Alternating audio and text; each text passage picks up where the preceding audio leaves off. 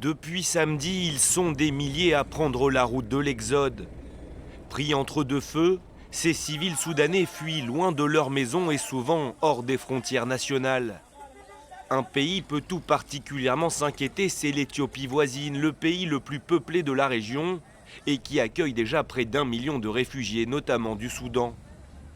Une nouvelle crise migratoire serait susceptible de déstabiliser la sécurité de la région, déjà en proie à de nombreux conflits. Libye, Centrafrique, Soudan du Sud, Éthiopie ou encore Tchad.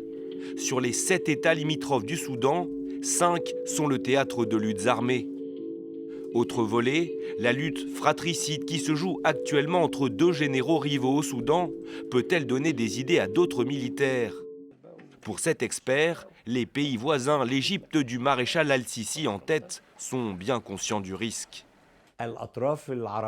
Jusqu'à présent, certains États arabes et étrangers ne se soucient peut-être pas de ce qui se passe au Soudan, mais la plupart d'entre eux, voire tous, ne veulent pas que ce conflit se poursuive, car il contraste avec les changements qui se produisent dans la région arabe. Illustration de cette forte inquiétude régionale, les présidents du Soudan du Sud, du Kenya et de Djibouti ont annoncé leur intention de rencontrer au plus vite tous les acteurs du conflit.